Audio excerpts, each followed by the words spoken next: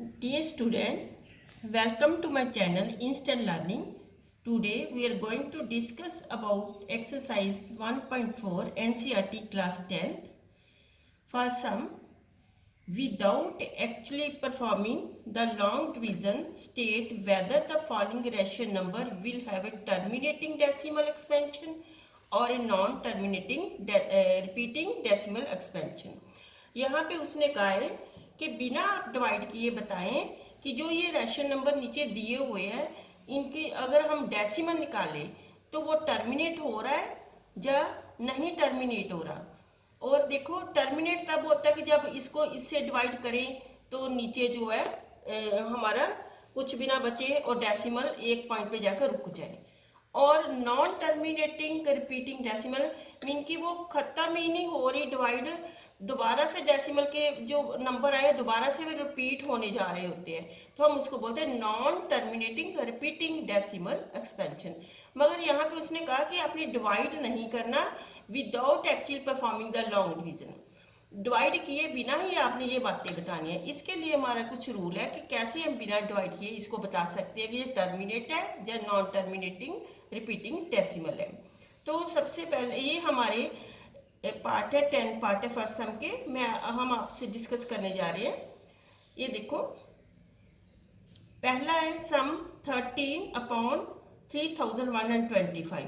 तो इसके लिए आपने जो डिनोमिनेटर होता है ना, ये डिनोमिनेटर इसके आपने फैक्टर बनाने हैं। तो इसके फैक्टर आपने बना लिए, 5 के टेबल पे जाएगा क्योंकि लास्ट पे 5 है, ठीक है।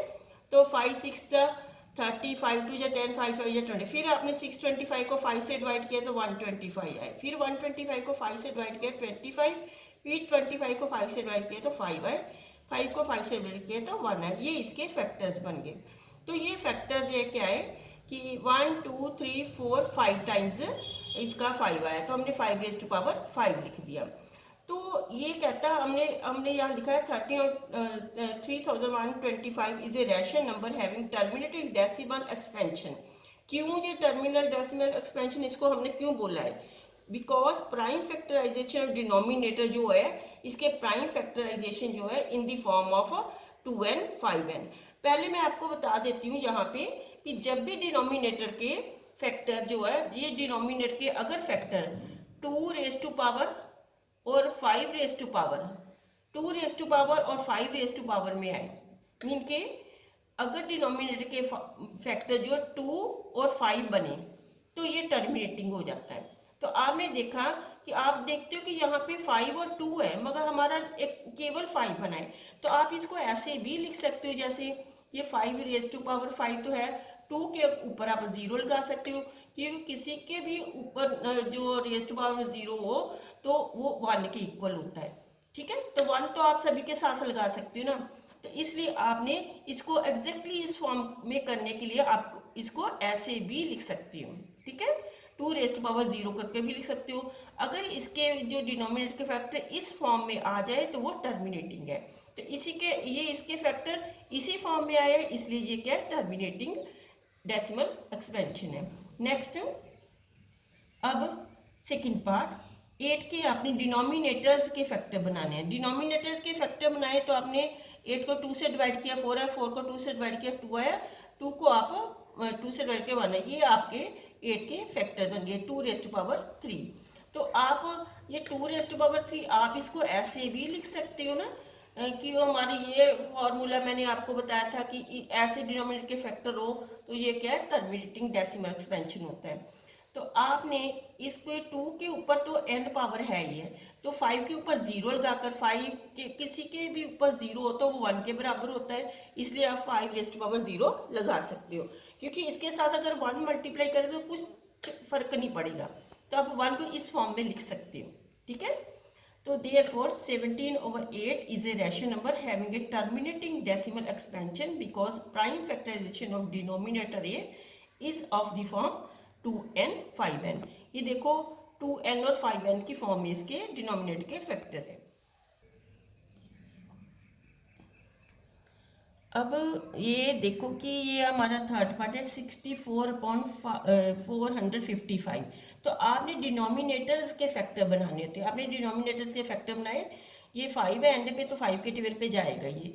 455 को हमने 5 से डिवाइड किया तो 91 आए। अब 91 नेक्स्ट 7 पे जाता है, तो 7 से डिवाइड किया तो 13 है। ये 13 प्राइम नंबर है, तो हमारे इसके फैक्टर बने 5 × 7 × 13। मगर हमारे फैक्टर अगर ये 5 और 2 की फॉर्म में होते हैं, 5 और 2 में होते हैं, तो हम इसको टर्मिनेटिंग बोलते हैं। मगर ये 5 है मगर 2 नहीं है, तो ये टर्मिनेटिंग डेसिमल एक्सपेंशन नहीं हो सकता। Prime factorisation of denominator 455 is not in the form 2n 5m, therefore 64/455 is a rational number having non-terminating repeating decimal expansion. ये नॉन टर्मिनेटिंग रिपीटिंग बन गया क्योंकि इसके डिनोमिनेटर के फैक्टर इस फॉर्म में नहीं आए, 5 और 2 में आने चाहिए थे। ये है 5 7 13 आ चुके हैं। Now next fourth part. पहले आपने ये देखना होता है कि ये लोस्ट फॉर्म में कर लेना जरूर। अगर कोई लोस्ट फॉर्म में ऑलरेडी है तो फिर जरूरत नहीं है, मगर ये लोस्ट फॉर्म में हो सकता है। ठीक है, ये दोनों किस टेबल है, 5 के टेबल से। 5 3 15, तो ये बना हमारा 5 3 15, 5 2 10, 0। ये 3/320 बन गया लोस्ट फॉर्म में। तो अब जो लोस्ट फॉर्म में डिनोमिनेटर है इसके आपने फैक्टर बना लिए। ठीक है, ये फैक्टर बन चुके हैं। 1 2 3 4 5 6 टाइम 2 आ गया और 1 टाइम 5, तो हमने लिख दिया इसको। ये कौन सी फॉर्म हो चुकी है, 2n 5m। यहाँ पे कोई नहीं है पावर, मीन की 1 है। ठीक है, तो ये इसलिए फिर क्या हो गया, टर्मिनेटिंग डेसिमल एक्सपेंशन है, because prime factor of denominator 320 is of the form this. ठीक है, अब फिफ्थ, अब ये पहले ही लोस्ट फॉर्म में है। आपने 343 के जैसे प्राइम फैक्टर बनाए, तो 7 के टेबल हो गया 7 4 7 9 7 7 7 1 ये 7 7 7 3 टाइम 7 आ चुका, 7⁻3। ये इस फॉर्म में नहीं है, इस फॉर्म में नहीं है, तो इस फॉर्म में नहीं आया, तो इसलिए क्या है, ये क्या है, non terminating repeating decimal expansion, because prime factor denominator 343 is not in the form 2n × 5m। अब सिक्स्थ पार्ट है, इसके डिनोमिनेटर के जो है प्राइम फैक्टर ऑलरेडी बने हुए हैं, तो इसको हमें बनाने की जरूरत नहीं है। तो आपने देखा कि 2⁻⁵ और 5⁻⁵ में है। ठीक है, 2n × 5m की फॉर्म में ऑलरेडी है, तो यहाँ से आपको डायरेक्टली पता चल गया ये terminating decimal expansion. Given rational number having terminating decimal expansion because denominator is of the form 2n 5m। ये 2n 5m की फॉर्म में है। तो यहाँ पे नेक्स्ट पार्ट है इसका, सेवंथ पार्ट। यहाँ पे भी डिनोमिनेटर के प्राइम फैक्टर ऑलरेडी बने हुए हैं, तो आपको बनाने की जरूरत नहीं। मगर यहाँ पे 2 और 5 के साथ 7 भी आ चुका है, मगर ये नहीं आना चाहिए था। ठीक है, अगर ये आ चुका है तो ये टर्मिनेटिंग नहीं रहेगा। Given rational number having non terminating repeating decimal expansion because denominator is not in the form 5n 5m। Now 6/15, ये भी 3 के टेबल से कटिंग हो रहा है। 3 2 3 5 2/5 हमारा बन चुका है लॉस्ट फॉर्म में। आपने लॉस्ट फॉर्म जरूर बना लेनी अगर नहीं है तो। Given rational number having terminating decimal expansion because prime factorisation denominator 5 is of the form 2n 5m। जैसे ये हम इसको ऐसे भी लिख सकते हैं ना, 5⁻1 तो है ही है, 2⁻ हम 0 लिख सकते हैं। ठीक है, तो अपने आप ये इस फॉर्म में हो चुका। ठीक है, नेक्स्ट है 35 और 50, इसको भी आपने कैंसिल किया, 5 7 5 10 तो हमारा 7.10 आ गया। 10 के फैक्टर 2 × 5, ये 2n 5m की फॉर्म में आ चुकी है, इसलिए क्या है, ये टर्मिनेटिंग डेसिमल एक्सपेंशन है। पार्ट 10 और फर्स्ट सम। अब इसको भी आपने लॉस्ट फॉर्म में पहले कर लेना है। ये 7 के टेबल से कटिंग हो रही है, 7 1 7 7 1 7 7 3 21 और 0, ये 11/30 आ गया। 30 के आपने प्राइम फैक्टर बनाए, 2 15 ज़ा 3 5 ज़ा 15, 2 3 5, ये 2 3 5, ये जो 3 है एक्स्ट्रा आ चुका है। अगर ये 3 ना होता तो हम ये टर्मिनेटिंग बनता, मगर ये 2 3 5 की फॉर्म में आ चुकी है, ठीक है। Denominator 30 equal to 2 3 5 is not in the form 2n multiply 5n. Therefore, given ration number having non-terminating repeating decimal expansion. Sum number second. Write down the decimal expansion of those ration number in question 1. जो question आपने 1 किया है उसमें जो rational number है have a terminating decimal, जिनके answer हमारे terminating आए थे, कहते हैं उसको आपने हमें कर दिखाना है डेसिमल फॉर्म में। Write down the decimal expansion, उनका डेसिमल बनाकर बताना आपने। जो ऊपर क्वेश्चन 1 में ये जो सम जो मैंने लिखी है ये टर्मिनेटिंग आई थी, ठीक है। ये 1 2 3 4 5 6, ये 6 जो सम है ये टर्मिनेटिंग थे। अब इसको आपने डेसिमल में कैसे करना है, एक तो डायरेक्ट आप कर सकते हो कि डेसिमल जैसे डिवाइड करते हो 13 को 3125 से डिवाइड करो, ये डिवाइड करने के बाद भी आप डेसिमल इसका बना सकते हो। मगर अब हमने क्या करना है, हमने डिवाइड नहीं करना, हमने शॉर्टकट मेथड यूज़ करना जो आपने ऊपर यूज़ किया है, उसी मेथड से हम इसको डेसिमल में चेंज करेंगे। अगर आप चाहे तो इसको डिवाइड करके भी डेसिमल कर सकते हो। तो अब देखो कि 3125, इसके आपने ऊपर भी फैक्टर बनाए थे कि 5⁵5 आए थे, ठीक है।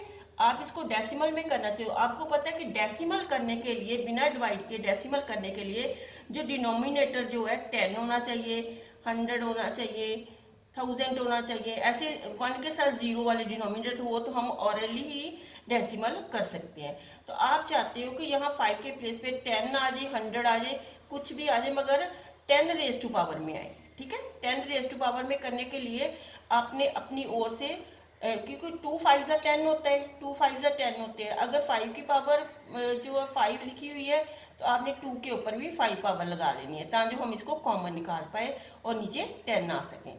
तो आपने 10 बनाने के लिए 5 के साथ 2 मल्टीप्लाई किया और जितनी पावर इसकी उतनी यहाँ पे लगे। अगर आपने नीचे लगाया कोई भी नंबर डिवाइड किया तो उसको ऊपर मल्टीप्लाई भी करना जरूरी होता है।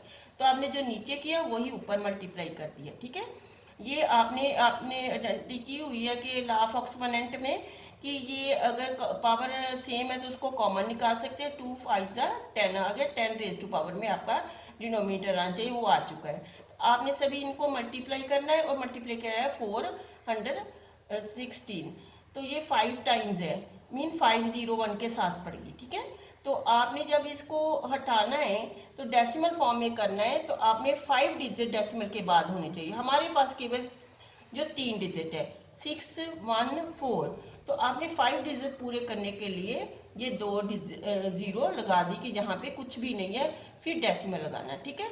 तो ऐसा अब देखो कि ये 17/8 है, इसको आपने कैसे विदाउट डिवीजन डेसिमल में चेंज करना है। तो इसके फैक्टर आपको पता है कि 8 के 2 मल्टीप्लाई 2 होते हैं, 2 2 ज़ा 4 4 2 ज़ा 8, 2 रेज़ टू पावर 3 आ चुका है। हमें चाहिए 10 रेज़ टू पावर में चाहिए था ये डिनोमिनेटर। 10 रेज़ टू पावर में करने के लिए इसके साथ हमने 2 को 5 से मल्टीप्लाई किया तो 10 बन गया, मगर इसके ऊपर रेज़ टू पावर 3 है तो आपको 5 के ऊपर भी लगानी पड़ेगी, तो 10 रेज़ टू पावर में आपका डिनोमिनेटर बन गया। अगर नीचे लगाया है तो इसी नंबर को आपने ऊपर मल्टीप्लाई भी करना है। तो ये दोनों में से कॉमन निकाल लिया, 3 2 5 ज़ा 10 रेज़ टू पावर 3 और सभी को मल्टीप्लाई करने पे है 2125। 3 टाइम्स 0 हमारी आ चुकी है, तो ये क्या है, ये 3 0 है तो 3 नंबर डेसिमल के पीछे जाते, 1 2 3 डिजिट डेसिमल के बाद में लिख दिया आपने। अब फोर्थ पार्ट इसका, ये इसको आपने लोएस्ट फॉर्म में पहले किया, 5 के टेबल से कैंसिल किया। अब इसके फैक्टर बने क्या है, 2 रेज़ टू पावर 6 मल्टीप्लाई 5 जो आपने फर्स्ट सम में भी किए है। तो अब आपने देखा कि ये 2 5 ज़ा 10 तो बन रहा है, मगर 2 के ऊपर 6 पावर है और 5 के ऊपर 6 पावर नहीं है, इसके ऊपर भी होनी चाहिए, तभी 10 टू रेज़ टू पावर में हमारा डिनोमिनेटर बनेगा। तो आपके पास 1 पावर तो ऑलरेडी है, तो आपने 6 बनाने के लिए 5 रेज़ टू पावर 5 को मल्टीप्लाई किया। अगर नीचे किया तो ऊपर भी मल्टीप्लाई करने पड़ेगा, और अब देखो कि आपने ये 5 1 रेस्ट पावर और 5 रेस्ट पावर 5, ये 5 रेस्ट पावर 6 पावर बन गई है, और 2 के ऊपर भी 6 है, 5 के ऊपर भी 6 पावर्स हो चुकी है। इन सभी को मल्टीप्लाई किया तो हमारा ये 5 को मल्टीप्लाई किया ये है, इसको इससे मल्टीप्लाई किया तो इतना आ गया 10 रेस्ट पावर जो है 6। तो ये क्या है, हमारे 6 डिजिट जो है डेसिमल के बाद में आने चाहिए। 1 2 3 4 हमारे पास है, 1 2 3 4 डिजिट वी हैव। तो आपने क्या है 2 डिजिट की जीरो हमने डालकर 6 डिजिट को पूरा कर दिया। ठीक है, नाउ 6 पार्ट। तो यहाँ पे आपको पहले डिनोमिनेटर के प्राइम फैक्टर बनाकर दिए हुए हैं, तो आपने क्या करना है कि ये 2 raise to power 3 5 raise to power 2 है, तो आपको 5 2 ज़ा 10 तो आ चुका है, मगर पावर सेम होनी चाहिए इनकी। तो आपने 1 पावर जो है 5 की एक मल्टीप्लाई नीचे और कर दिया, ऊपर भी करना पड़ेगा। तो ये 5 की भी 3 पावर हो चुकी है, 2 की भी 3 पावर हो चुकी है। तो आपने 3 पावर कॉमन निकाल ली और इनको मल्टीप्लाई करने पे ये है, ये 10 raise to power 3 mean 3 digit decimal के बाद में करनी है।